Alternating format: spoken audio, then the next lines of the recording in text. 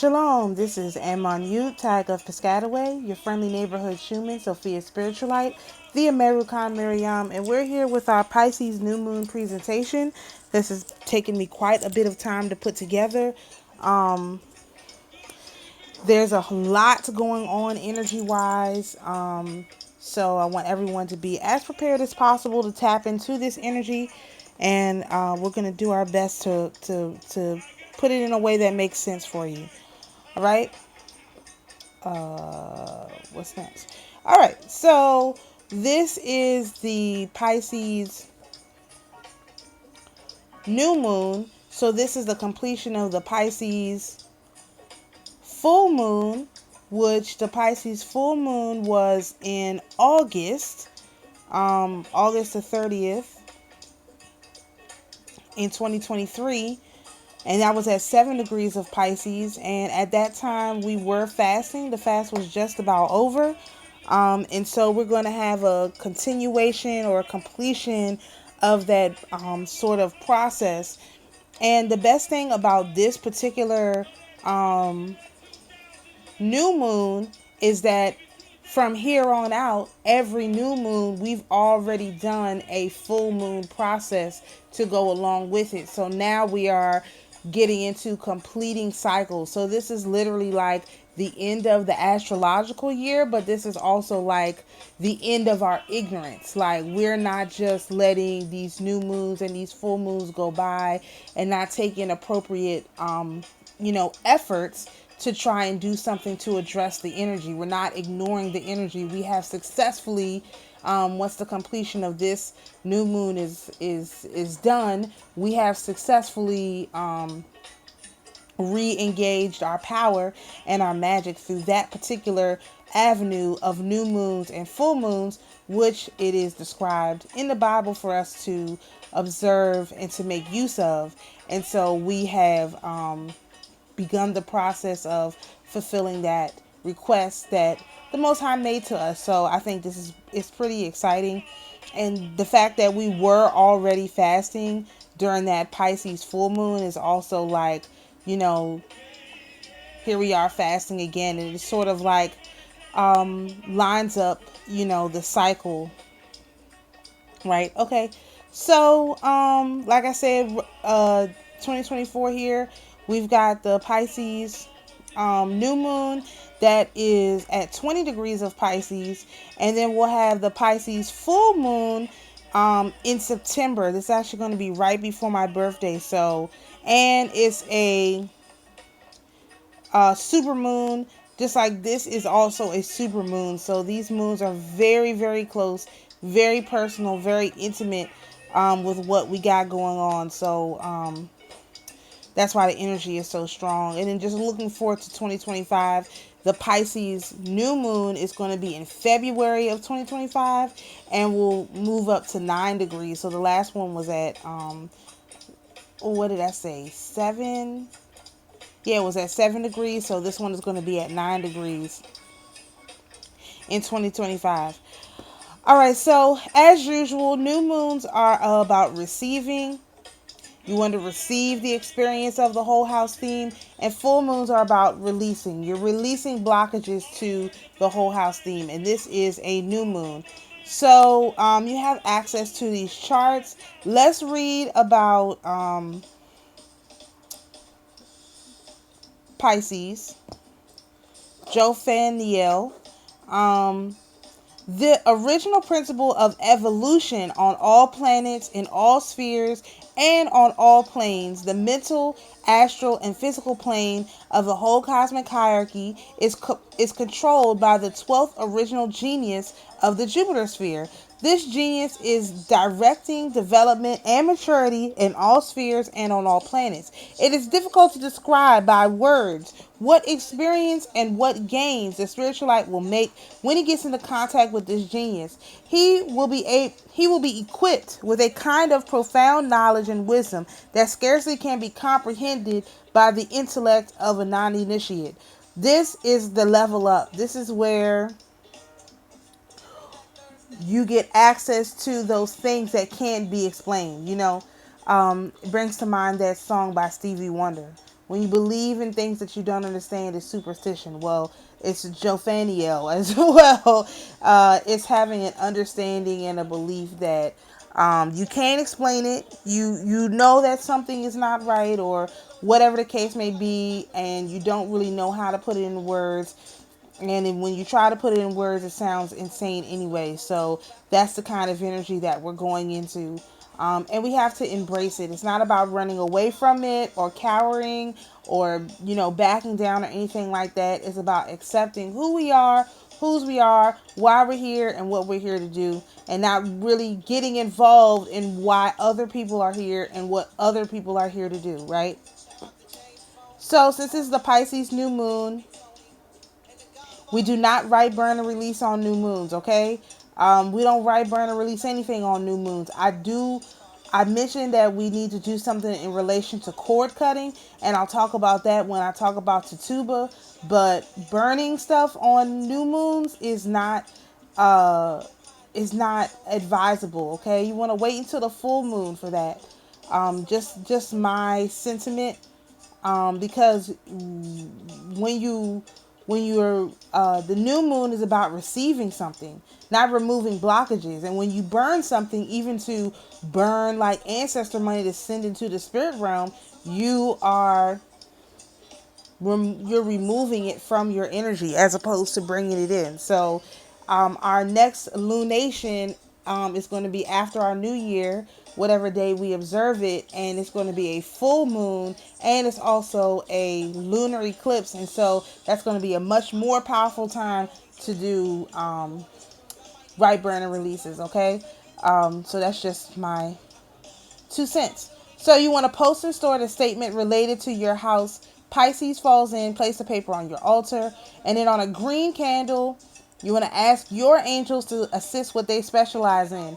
Now, I never do this, but I do have a celestial angel reading I totally forgot about. I meant to mention it in the last video I did, but I'll start mentioning it here. If you don't know who the angels are in your chart, I do have a reading where I will pull those angels, and then I will also tap into the energy and tell you what they do, how to connect with them. Sometimes specific messages come through, whatever the case may be. That's something that I do offer. If you go to my website, fruitsandspirit.com, I think it's called the Celestial Angel Reading. So if you get one of those readings, I will tell you all the angels in your chart. So when we get to the different signs, you'll have all that information. Again, you're totally 100% capable of doing this for yourself. You do not need me. However, I do have relationships with all of these different entities because of the work that I did over a year ago trying to connect with everybody in a way that is totally insane, and nobody in their right mind would ever do that. What I did last year. Nobody in their right mind would ever do what I did last year. So, you know, I already did all the hard work. So you're welcome to pay for your convenience when it comes to these celestial angels. Again, you can also go and download Bardon's book. He's got all the information in there. That's what we interpret. Although I am going to do an updated book with the Sabian symbols because they are related, and I just started working on that because I think having an actual symbol to go with the actual angel is really, really helpful for being clear about what you need to ask for. So we're going to add that in, okay? All right, again, look at what your Pisces house is, and that's what you're going to ask for increased access to. Again, the hour is listed here, but if it's too complicated to use the hours, don't worry about it.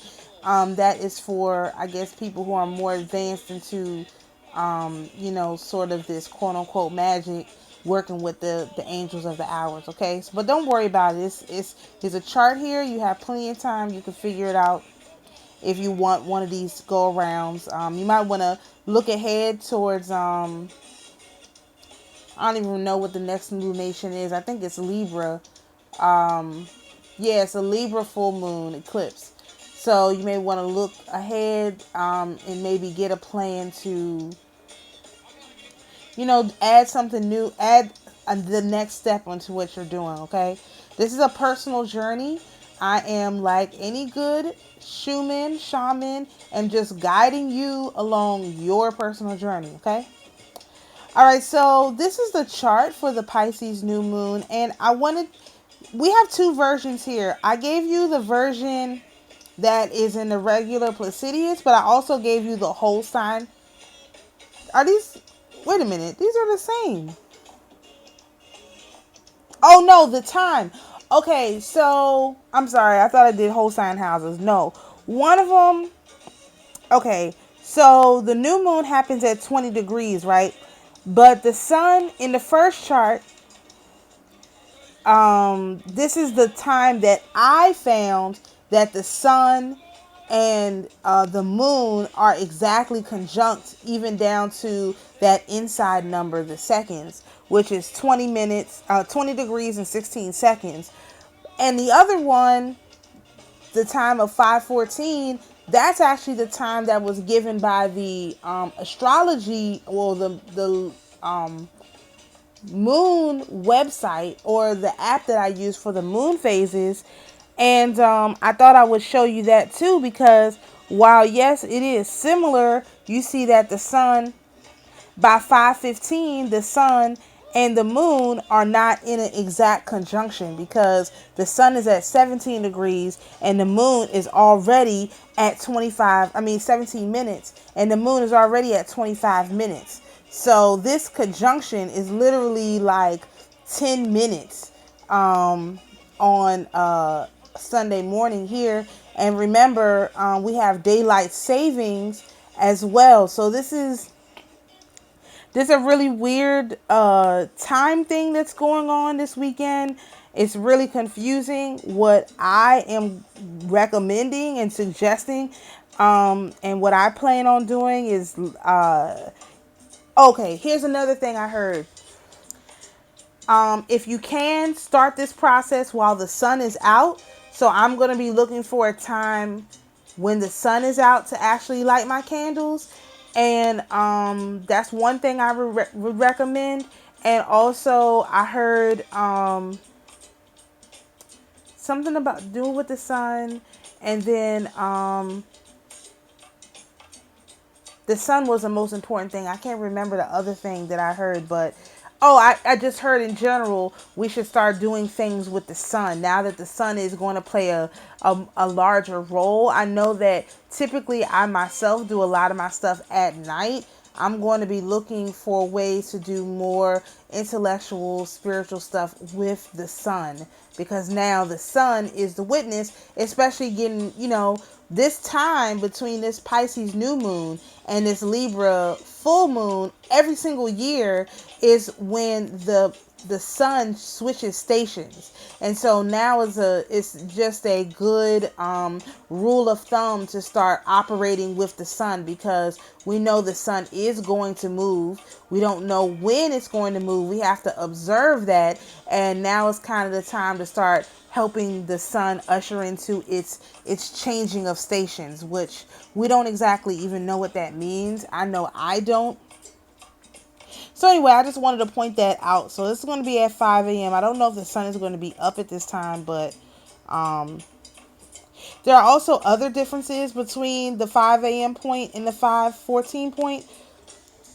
For example, at 5 a.m., the part of fortune is at 27 degrees of Capricorn, and at 5:14, the part of fortune is at 0 degrees of Aquarius.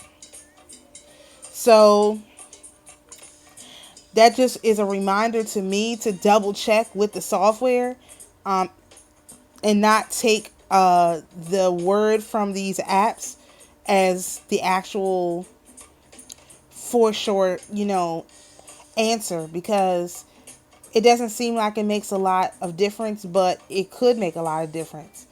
Something else I want to point out about the chart, especially looking at the first one, the one with the 5 a.m. time. As you can see, this is really, really heavy in this lower quadrant of the first 3 houses. Like most everything is in there. And that is basically like the seeds that are underneath the ground, but it's self-motivated. So when you have things in that quadrant, that's what is personal and private to you, but also motivated by you. So it's not that I suggest going out and doing a bunch of stuff this weekend. It's more like get your mind prepared for all of this stuff that you're asking for, because it's going to come in order. Because as you can see, you have Capricorn with a part of fortune, then you have Pluto in Aquarius, then you have Mars and Venus in Aquarius, and then you have Saturn, you have Vulcan, then you have the moon, then you have the sun, you have Pisces, Neptune all in Pisces, and even in the second house you have Mercury in the second house at 0 degrees. And remember, 0 degrees covers 29, 30 of the previous degree, so of Pisces, and then 1 degree of Aries. So this energy is moving pretty quickly, and it's definitely a lot of pent up energy, because then you have the North Node there at 15 degrees, and this time the North Node is going to be in retrograde. So I don't know if it's at full moons they're not in retrograde. We'll just keep an eye on that, because that could be useful information to have. And as you can see, the North Node just came off a conjunction with Chiron. Chiron is at 17 degrees of Aries. So it's just a lot. And then you have, I can't remember what that upside down arrow is. I always forget it. But you have a lot of energy going on. And then Jupiter and Uranus are very, very close together. So you have a lot of really, really heavy energy going on. So don't overdo it this weekend. And I'll also say that they are predicting some kind of banking stock market crash on Monday. So this is why you have to take this weekend and mentally prepare yourself, because whatever it is they plan on doing on Monday, you need to make sure that you are in your happy place, you are zenned out, and that you won't allow them to rile you up. Because that's what they've been trying to do. It's not working, and they're going to ramp it up until they get what they want. But they can't get what they want if you don't give it to them. So you have to determine that you're not going to give them what they want, so that they are able to continue to siphon your energy off of you. Okay, so we do have a lot of as I mentioned back here, we have a lot of planets in Pisces. Those are mentioned. I also mentioned the ones Mars, because Mars is also at 20 degrees. And then I think I threw some other one. Oh, the Mercury I threw in here, because it's got something at 29 and 30 of Pisces, and 1 of Aries. And because it has that 1 of Aries, that has a relationship to this 1 of Pluto. So I also put Pluto in there again. We did do Pluto at 1 degree last month, or last lunation cycle as well. So Pluto is definitely here playing a role again. And we'll see what else I threw in here, because I don't remember. So Mercury at 1 degrees of Aries is Morek. Now remember, you take this information, I shortened it down. You take this information, this is the stuff that you put on your candle. These are the entities that are being activated with this lunation. You put that on your candle. You ask them for what they specialize in their life that would be helpful and beneficial and useful to you, okay? So we have Morek, and this intelligence is very active and impulsive. It is distinguished by an extremely strong wit. It is very learned and can not only supply the spiritualite with facts of general knowledge, but it can, above all, make him acquainted with excellent methods to influence his memory in a favorable manner to increase his power of intuition.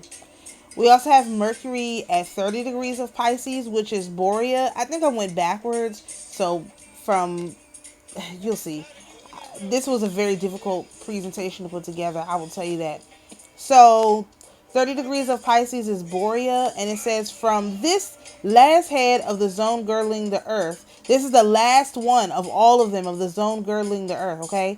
The spiritualite can get thorough information on the correlative effects of elements and fluids in the whole microcosm and macrocosm, i.e. in all spheres and on all planets of the zone girdling the earth in all three planes, mental, astral, and physical.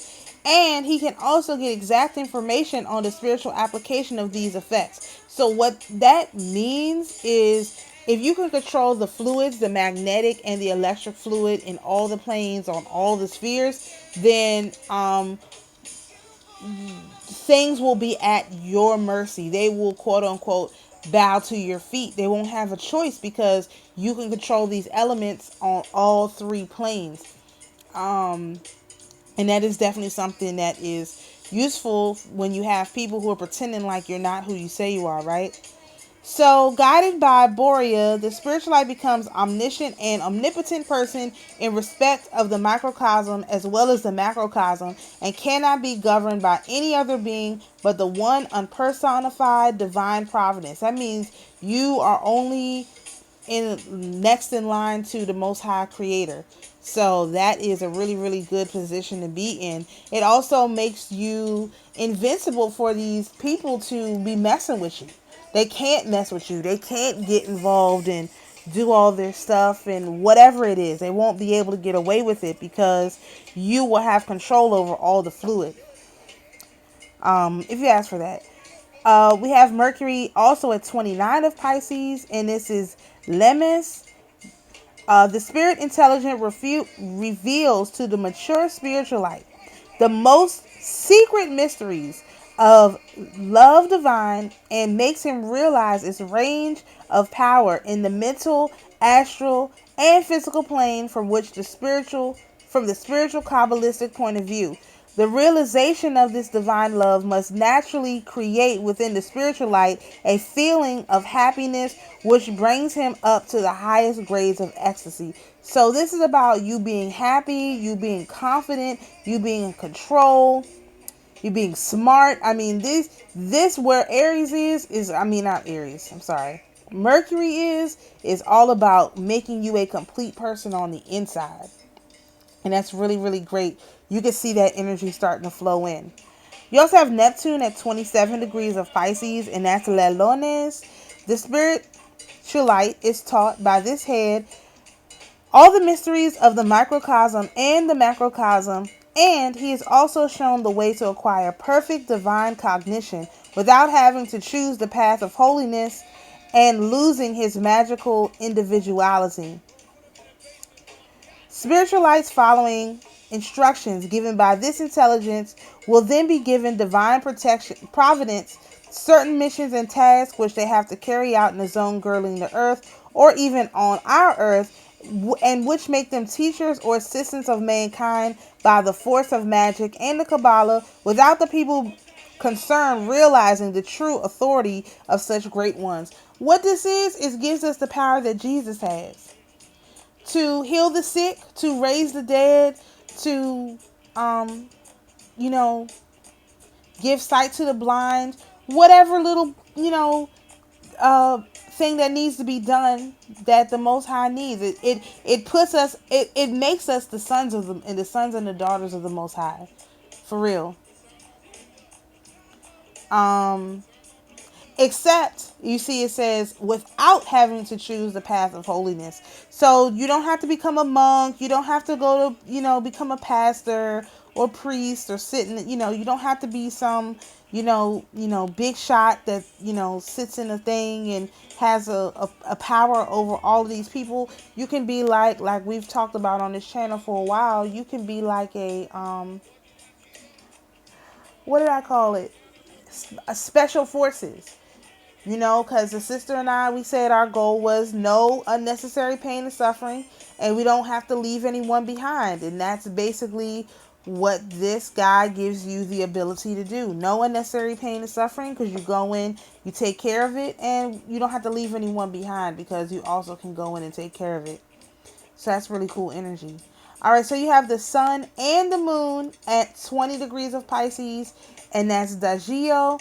And it is the task of this spirit intelligence to see what man develops that man develops intellectually. If the spiritualite follows the methods willingly offered him by Dagio, he will get a fantastic memory. will quickly become an intelligent being, mastering all situations in a verbal argument, and above that, and above that will prove surprisingly witty in all situations of life. This is, Yeshua was working with this guy. Let he who is without sin cast the first stone. Why he's writing all their names on the ground. Yeah, that's the kind of thing you'd be able to do. You was with her, you was with her, you was with her. Let he who is without sin cast the first stone. They just walked away. They didn't want that kind of public controversy. They knew what that kind of stuff came with, and they also knew that they couldn't prove that it wasn't true. Even though we know Mary Magdalene was not a prostitute. She was a businesswoman. So, anyway, that's what this guy does, Dagio. Okay, Vulcan is at 15 degrees of Aquarius, and that's Gomognu. And it says, this spirit intelligence is the original initiator into that kind of language that is expressed by gestures, moving of hands. The blind too are indebted to this head for their faculty to read Braille, i.e. for having inspired them in this respect. By his assistance, the blind and dumb will be given better means of communication as time goes on and technological conditions improve, i.e. the iPhone, EYE phone, the bionic eyes, the what is that thing? The augmented reality and those kind of things. This guy's also when you cross the piece, crossing the piece in a proper way that you're protected from what you're supposed to be protected from. All these things are really, really important, and this is what this guy is involved with. Okay, you have Saturn at 11 degrees of Pisces, and that's Volman. It says this head will initiate the spiritualite into the most subtle mysteries of light.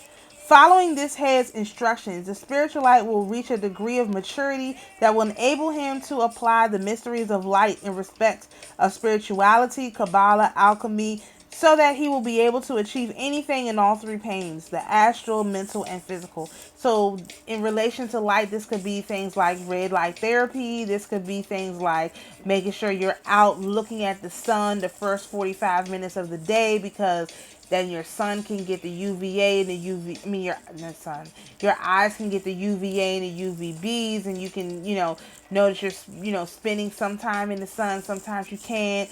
All these kind of things are related to this guy, okay? And it's a lot of subtle stuff. So, like, for example, today I wanted to go to the beach. Yesterday I went to the beach. I was trying to go back today, but I couldn't quite do it. And, there's probably a reason for that. It's some subtle thing that, I couldn't make it happen yesterday. And that's fine. I'd rather be listening to these different spirit intelligences, especially when that's their specialty, than going against them. All right, the next placement we're going to talk about is in Aquarius, and that is 28 degrees of Aquarius, and that's Nagani. Nagani can equate the spiritual light with the secrets of the magical Kabbalah of the spheres, and entrust him for his practical work with apt methods concerning the magic of the spheres in all three planes. Magical Kabbalah, we have not gotten into that at all. So I don't even know. I usually when it's something like that, we haven't really got into it. I just ask for understanding so that I can prepare it again. I can till the ground right and be prepared. Mars is at 20 degrees of Aquarius, and that's Kosirma. And the spiritual light wants to have esteem, success, honor, riches, and business. This head can help him a great deal in this respect by putting at his disposal his subordinates. Apart from this, he can make the spiritual light achieve great skill in his trade or profession. So you can be pretty specific in asking him for something, right? And I do believe we had something in 20 of Aquarius last lunation. Last new moon. I did not put Pisces on here because I think we just worked with that energy from from Pluto, I'm sorry. And so I didn't put it on here. Instead, I have Juno, because Juno is also at 11 degrees of Virgo. So this is Ragnaron, Raganon. And the spiritualite wants to have extreme success. This is another one that's almost exact. No, I did the wrong thing. Hold on, let me look up 11.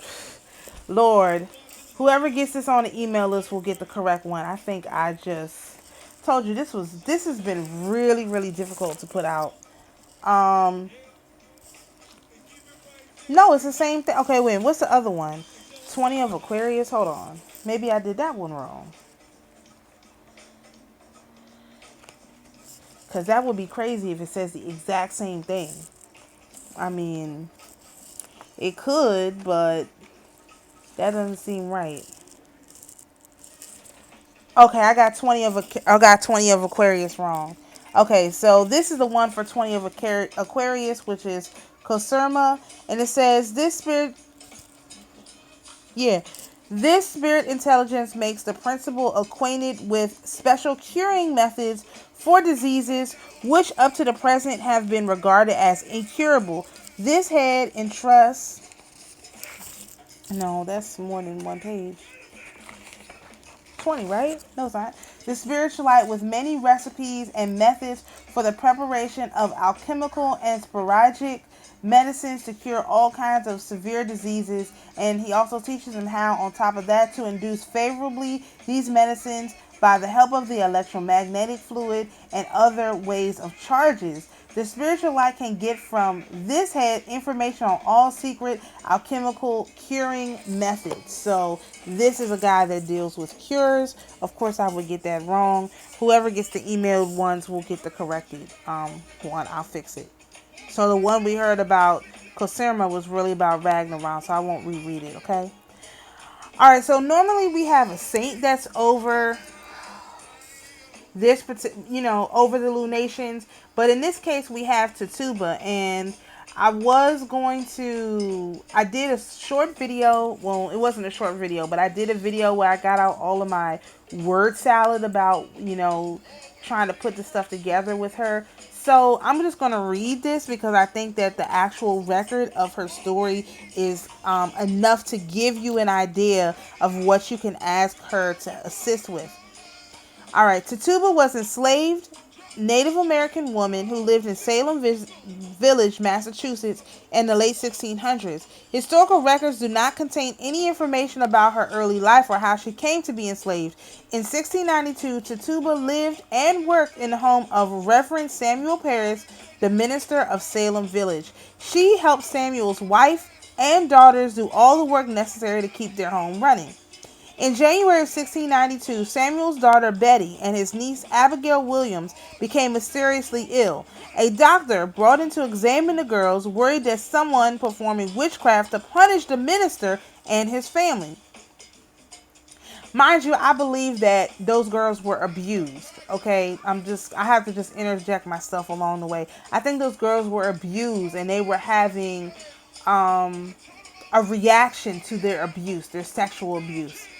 Okay, a concerned church member told Tituba to make a witch cake to reveal the identity of the person who was tormenting the girls. Tituba, now mind you, a concerned church member told her to do this, right? Tituba followed the church member's instructions, so she didn't have the instructions for this witch cake. She mixed the girls' urine with rye meal to make a small cake, then fed it to the family dog. When she was finished, the girls accused Tituba of witchcraft. So let's keep going. Tituba, okay, because she's trying to figure out who had hurt them. They don't want to give up, the dad, the uncle, whoever it was that was doing this stuff to them. So they just blamed it on her. Oh, it's your fault this is happening to us. Wait a second. Y'all being abused. Why are you allegedly? Well, I don't have to say allegedly because something happened, right? Tituba was interrogated by Samuel and his most trusted advisors. She denied being a witch and swore that she had done nothing to hurt the girls. Betty and Abigail were too young to be witnesses in a legal case. Samuel may have also, this is written wrong, suspected that they were lying. No, they were being abused. Tituba was not arrested, but Samuel punished her anyway. And I also think Tituba was being sexually abused. Many years later, Tituba revealed that Samuel beat her for weeks until she confessed to witchcraft. These confessions would have dire consequences for the entire community of Salem. He was an abuser, okay? So these girls started wilding out from their abuse, and then he abused her. Well, he probably was sexually abusing her too, again.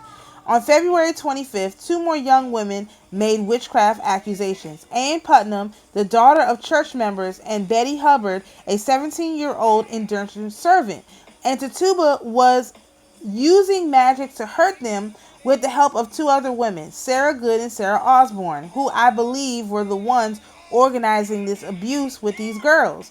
Betty Hubbard was old enough to be a witness in the courts, and her testimony inspired the community to take formal legal action.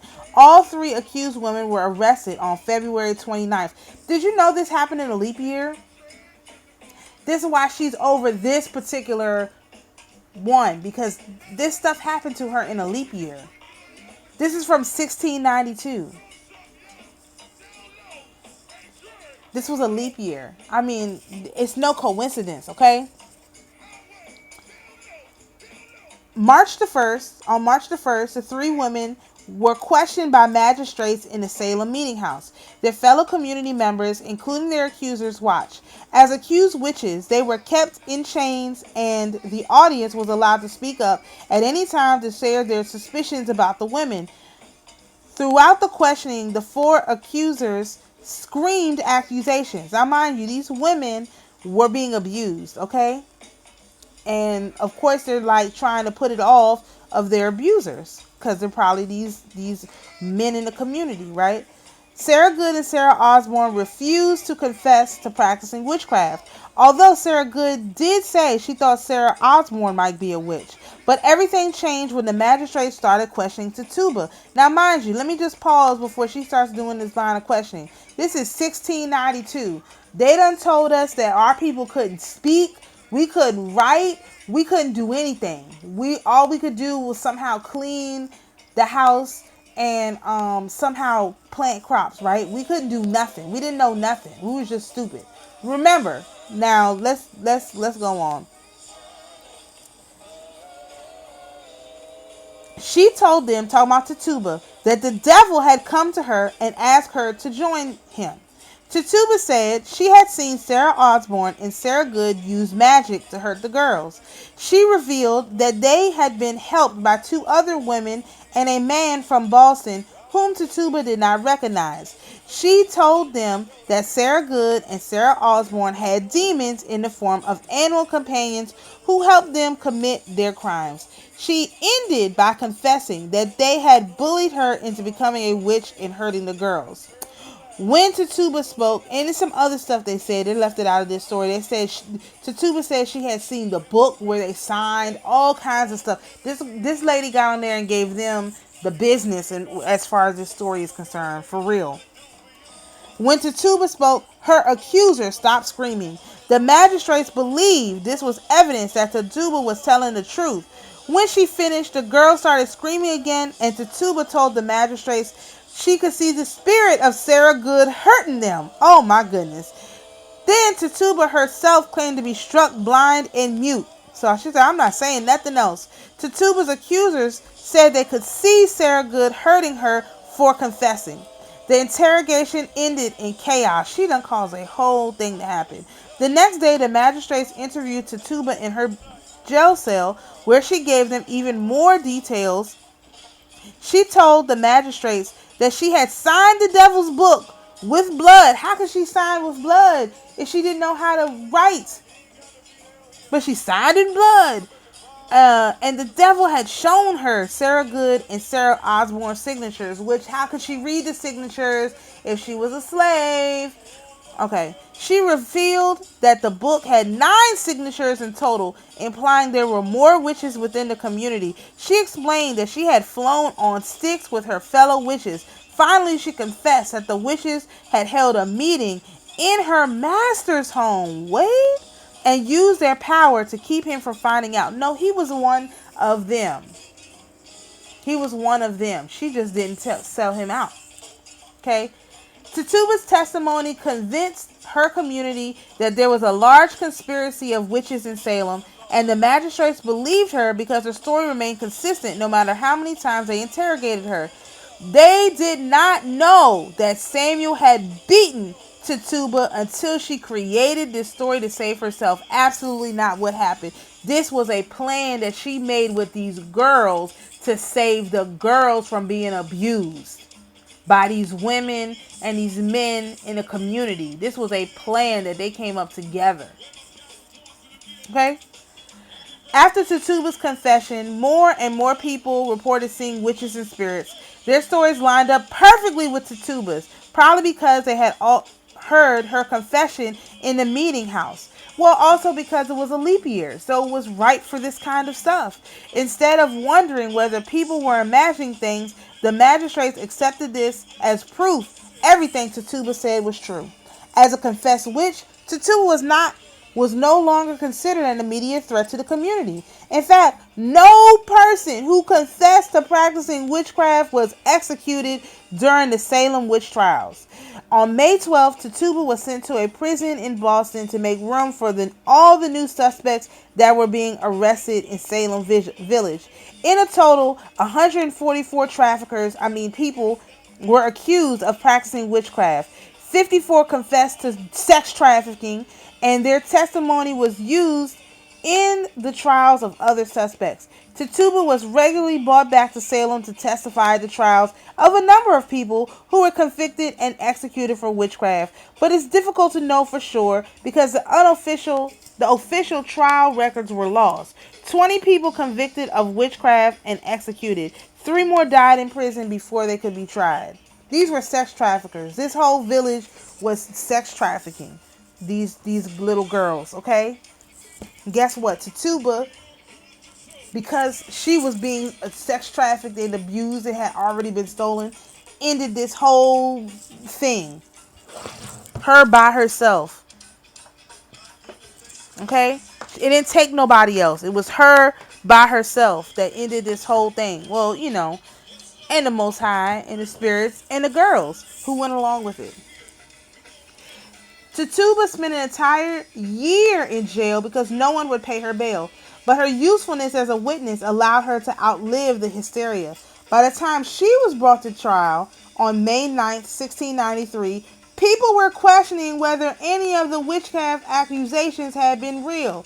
The word ignoramus was written on the back of her charges, meaning the court found no truth in the charges and recommended the case be dismissed. Tituba was no longer accused of any crime, but Samuel Paris, an abuser, refused to pay the fees necessary to free Tituba from prison. She was sold to another English settler, allegedly, who agreed to cover them.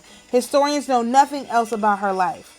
Since 1693, historians, playwrights, and filmmakers have told and retold Tituba's story, embellishing and adjusting it to appeal to their audiences. Today, the myth of Tituba bears no little resemblance to the actual woman who told a story to save her life. That's what they say. No, she took down a whole town of sex traffickers by herself.